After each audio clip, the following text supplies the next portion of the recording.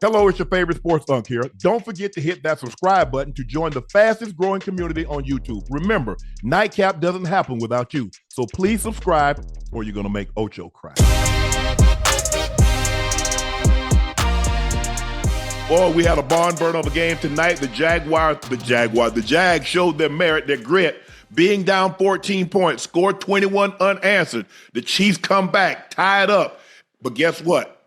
And they take the lead 28-24, but the Jags would not be denied. They go down the field, big time catches, get a pass interference in the end zone. They score and they take a close ball game, a very entertaining, a very great ball game, 31-28. Ocho, let's go with the Jags first. Trevor Lawrence, 18 of 25, 221, one touchdown, but it was his legs tonight. It seems like to me, Liam Cohen said, look, when they come with pressure, and they will bring pressure a lot on third down, don't even worry about trying to complete a pass down the field. Right. Get up out of there. And that's what he did tonight. I thought they played well, and when the defense needed to make a play, they made a play. Take off. Yeah. Hey, the Jags look really good. Obviously, Spags loves to bring pressure, to cause confusion, to get the quarterback to rush his process, obviously resulting in sacks. But listen, Trevor Lawrence said, not today, not on my watch. He killed him with it. He killed him with his legs, obviously known for his arm and his other intangibles. But tonight he used his legs to win. Travis Hunter, they need to get him involved in offense much more. You saw him make a huge play that changed the trajectory of that offensive series, which led to them scoring. Brian Thomas Jr. played well. Travis Etienne, I know what he did running the ball, but picking up some of the blitzes that he did to be able to allow Trevor Lawrence to make some of the throws that he made. Hey, plays like that will keep a running back on the field all three downs. He played phenomenal football as well. Defensively, the Jags played well as well. So, I mean, it was a really good game. I thought the turnovers would have hurt them because I tweeted it during the game. Every time they turned the ball over, the goddamn Chiefs capitalized on it, especially on the goal line where Trevor Lawrence tried to reach over and Nick Bolton punched it out. He punched it out right away. Listen, defensively, that goddamn interception, that 99 interception by Lloyd, flipped the game. That was nice. Yeah, what you have to understand, Ocho, he's following Mahomes' eyes. Mahomes stared him down. They tried to run a little arrow route, push up, but they ran double arrow because here comes Juju first, and then I think Travis was coming in behind him. So they tried to run double arrow. But the problem is that when you look, the linebacker who's inside, he's going to naturally drift that way. And because, he hit him right in his breadbasket. He breaks a tackle, he sidesteps Mahomes, and now he's off to the races. The guy did a great job of just getting enough of Thornton to throw him off his rhythm because Thornton was coming. But he would have caught him. Oh, yeah, for sure he would have caught him. But I think you have to give the Jags a lot of credit. Being down at home, 14 points to that team, and they were playing extremely well. But when they needed to make plays, they made plays at the end. Trevor Lawrence played well. You mentioned ATN, it was his blitz pickup. Yeah, he had 12 carries, 49 yards. He's averaging, what was that? Basically 4 yards a carry. But those Bolton, when and some of those other guys was coming on a blitz, Chanel Tranquil, he stoned them. He stoned them. Really good. The offensive line did a very good job of protecting. Look, they had a half a sack. Well, they had, 2 sacks, 3 sacks? Looked like he got sacked 3 times. He got sacked 3 times. But I thought they did a great job considering the amount of pressure that Spags likes to bring. And when he feels threatened, he's going to bring pressure. They knew that too. But you look at those throws at the end. Man, he dropped that one in the bucket to Brian Thomas Jr. right on the sideline. And then he found what's his name, Ocho? Was it Washington? I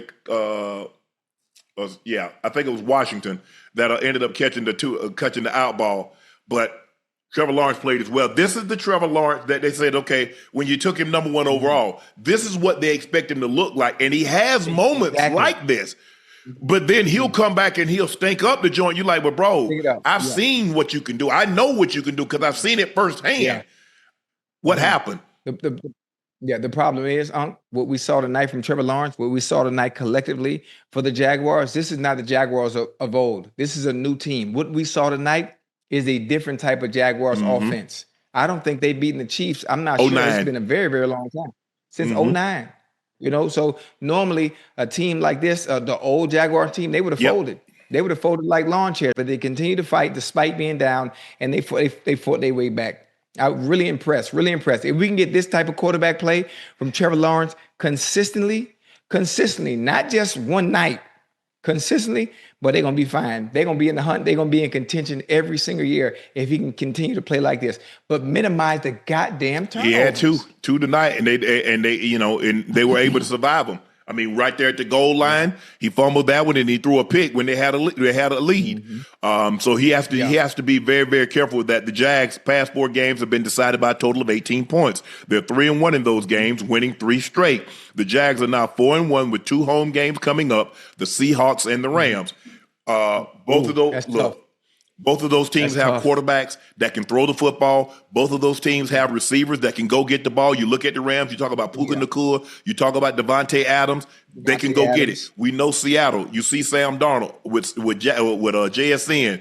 Man, they got guys that can go get the football. So would I be surprised if we see another both of those games end up something like this, Ocho? No, I would not. Absolutely. No, I absolutely would not. But the Jags were very, very impressive tonight. And Duval, y'all should stand up because y'all got to make it of a very good team. Liam Cohen has done an unbelievable job guiding Trevor Lawrence. Trevor Lawrence has always had the ability. From the moment he stepped foot on the field at Clemson, they say this guy in 3 years from that point, when he comes out, he's going to be the number 1 pick in the draft. He led Clemson to a national championship as a true freshman. Not very many true freshmen can do that. I think the last time it happened probably was Jamel Holloway, and you had to go way back, Oklahoma, back 85 probably. So for him to do that, and then who did they beat? They beat Alabama, and we know what Alabama represented.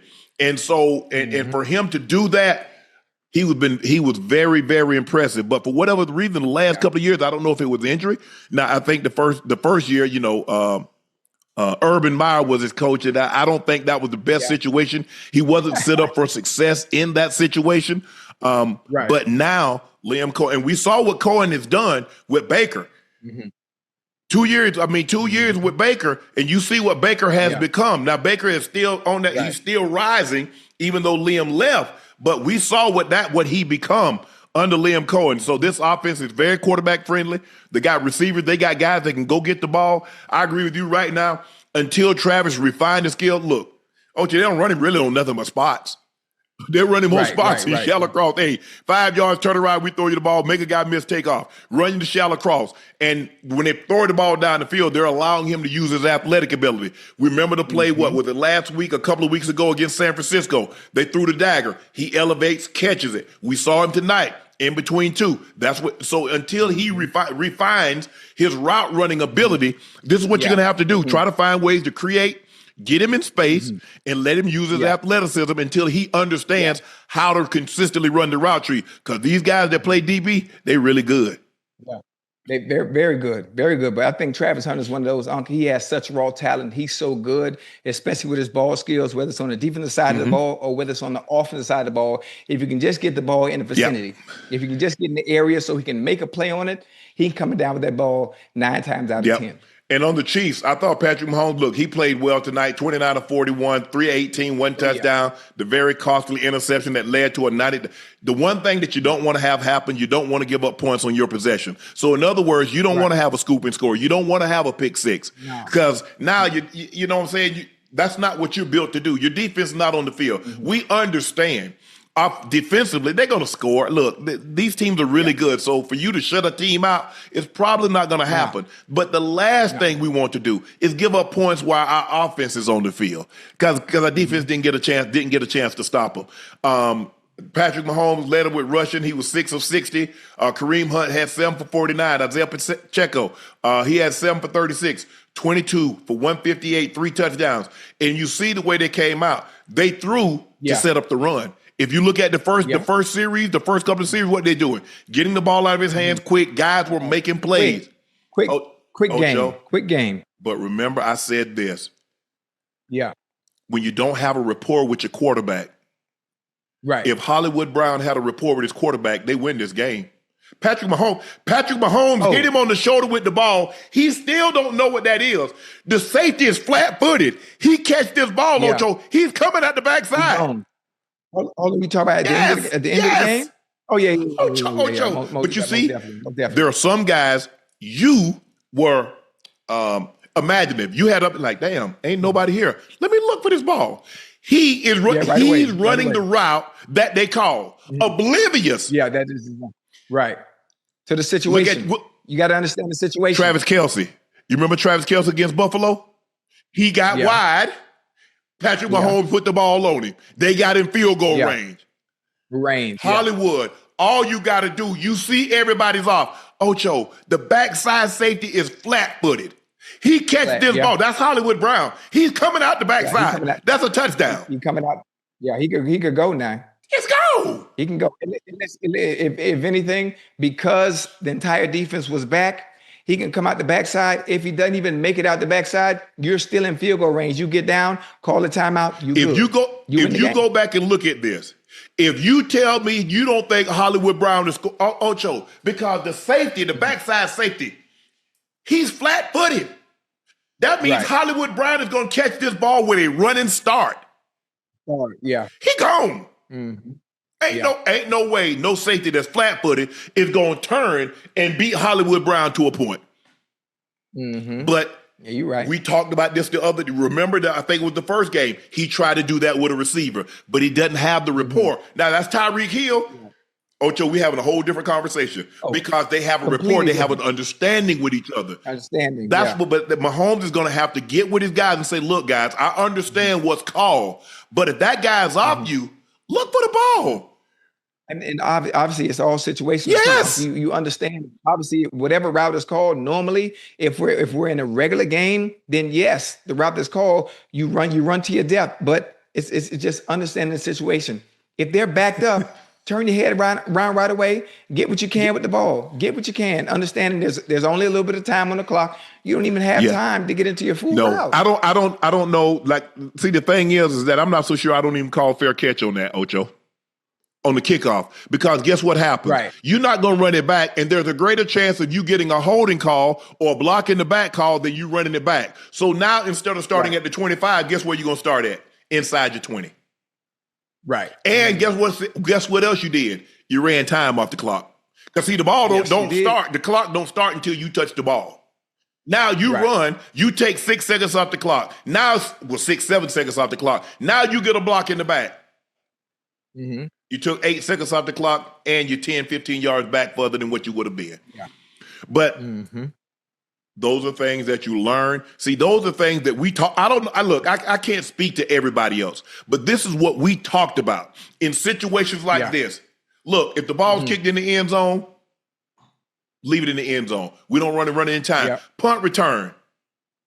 Fair catch. We don't want any time to run off the clock. We don't want to get an illegal block. Look, they had 3 timeouts, Ocho. 3 timeouts in 30 seconds. That's an eternity. Because the entire field is in play. I can throw the ball over the middle. It's in play. Call a timeout. Now I just took 7 seconds off the clock. I got 23. Guess what? Miller Field is still in play. I take another 7 seconds off the clock. Guess what? I still got a timeout. The field, the entirety of the field is still in play. That's things that you got to talk about. Andy's got to do a better job. Special teams coaches got to do a better job of helping guys understand. Remind them, hey, don't fair catch this. X, Y, and Z. Hey, go ahead. Yeah, it's all about the coaches letting the players know certain situations. Defensively, offensively, special teams, if these certain situations come up, even if they might not come up, just so they're aware. And obviously coaches have to know in game what's possible. There's a chance that this might happen. There's a chance that this might happen. So be aware and understand, and this is what you want to do in this situation. Same with Hollywood Brown.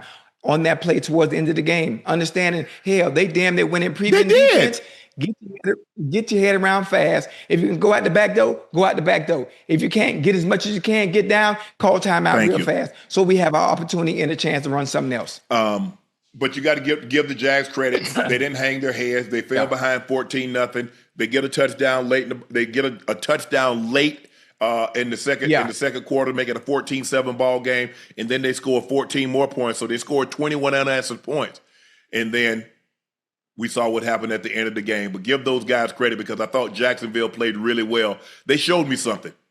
Getting down to this team with this defense and that guy playing quarterback, they showed me something. I thought the receivers played well today. Thornton stepped up. Thornton has been playing extremely well. Xavier Worthy. Again. Thornton again with another big play. I wish he could have kept his balance too on that deep ball and scored that. But yeah, they played really well. Both sides of the ball. I don't know who the hell scheduled these goddamn games, but every time we got a Sunday night or Monday night or a Thursday night game, they have been phenomenal. Yes. Phenomenal game. If you blink, you might miss something. That's how good the games have been so far through week 5. You're right. But the thing I don't understand is next week we got a doubleheader. We don't need 2 games on Monday night. Right. And I mean, how much money do y'all want? But they're on the same network. Yeah. That doesn't. Yeah. Hold on. Who we got? We got the Bears and the Commanders and Buffalo playing somebody. The Falcons. Ocho, we don't need 2 games on a Monday night. And I can tell you what game everybody's going to be tuned into, unless you're a Buffalo fan, unless you're a Falcons fan. Everybody's going to be watching the Bears. Of course. Everybody's going to be watching the Bears and Commanders. So I'm not sure why the NFL is doing that. Obviously, you understand what the bottom line is at the end of the day on why there's a doubleheader on a Monday. But listen, they trying to double dip, huh? Yeah. They trying to double dip. If you understand the business, they just trying to double dip. But Ocho, that'll be like putting Friends and Everybody Love Raymond on the same on sister networks. Why the hell you do that? Come on, bro. You're right. Come on, NFL. Yeah. It's unnecessary. I get Sunday. All these games, but on a singular night, Ocho, 1 game, we need one. Yeah. But guess what? Pretty soon they're gonna have 2 games on Thursday. Watch. Yeah. Watch. Yeah. Because you have to understand too. You got to look at it from a business standpoint. You got to look at it from their standpoint. You know what their bottom line is. We trying to maximize as much as we can in the 17-game season, plus the playoffs, plus Super Bowl. So how can we double the profit? By having 2 games. No, what they're going to do, they're going to add another playoff game. In the next 3 to 5 years, they'll have another playoff game. So instead of 7, there'll be 8. And you know that 18th game coming. And what they're trying to do also is trying to have everybody play 1 game overseas. Now, good luck getting the Cowboys to give up a home game. Now, everybody else going to be more than willing to give up a home game. Yeah. Convince Jerry to give up one of his home games. It ain't happening. It ain't happening because if you give up a home game, that's taking away money. I mean, I get Jacksonville, I get Cleveland, I get some of these teams, but let everybody, we try to grow. I don't know if American football will ever be what soccer is or ever be what basketball is, because nobody grows up wanting to be like Randy Moss or wanting to be like Jerry Rice or Patrick Mahomes if you in Europe. If you in that. But listen, hey, I understand what you're saying. Even we will never, I don't think any sport will ever touch that of soccer, that of the beautiful game. Obviously, basketball is another sport that many of them choose to play or want to be like certain individuals. But the game of football, as great as it is, continuing to grow globally on the other side of the world is a good thing for all. It's a good thing for all because obviously not only do we get to expand from an economic standpoint, it's good for other players, their brand, and being able to do things not just here in the States, but being able to do things outside of the States as well. So in a sense, long term, it's a great thing. It's a great thing. But they will never ever be able to be what soccer is. That's impossible. Because Europeans, they play it. They can play soccer. I can become pro. What's the likelihood? Africa, the continent of Africa, you have Nigeria, you have teams, they can play football. Yeah. How many guys from Europe go like, you know what? Yeah, that football thing, I'm going to be Patrick Mahomes. I'm going to be Tom Brady. Hey, Uncle, it'd be very difficult. You have to understand, too, everybody in Europe, everybody plays soccer. Yes. The chances of you playing at the highest level, the EPL, Serie A, La Liga, I mean, French League, only so many. It's only so many spots. And everybody Right. does it. So, like, just think about this. I know you don't watch soccer much, but you hear the conversations of the comparison between Cristiano and Messi.